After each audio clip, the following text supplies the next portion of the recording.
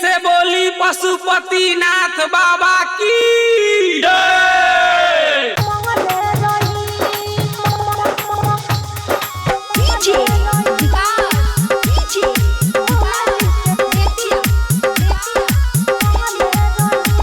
नैहर में गोरी बोलबम गइले रहू की ना, नैहर में गोरी बोलबम गइले रहू की ना, नैहर में गोरी बोलबम गइले रहू की ना, भोले बाबा से पूछो तू मंगले रहू की ना, तू खा के कसम सच बोल रानी, तू खा के कसम सच बोल रानी।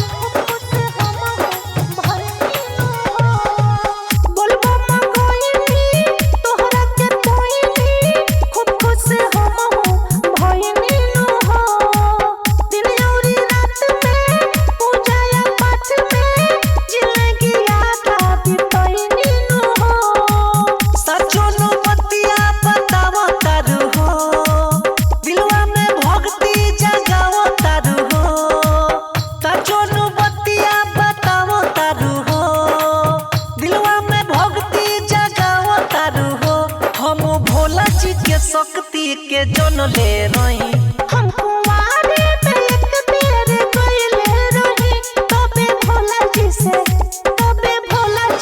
तहरा के मंगले रही।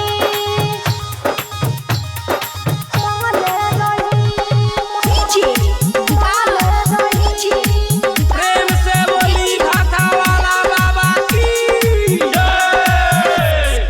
तहरा के राइटर कितने ले लिखी बोलबम जाए के तैयारी बड़े हो, बोलबम जाए के तैयारी बड़े हो।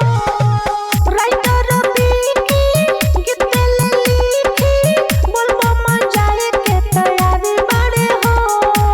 दिनेश भूपी रामलाल विशाल भोले बाबा के प्यारी बड़े हो। भक्ति में ब्रिजलाल डोलत बड़े हो, बोलबम बोलत बड़े हो।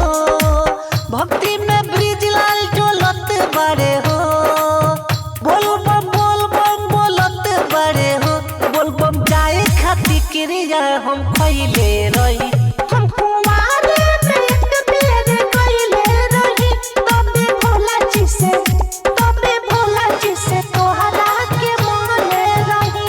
जगदम्बा रिकॉर्डिंग स्टूडियो टोकैला चौक।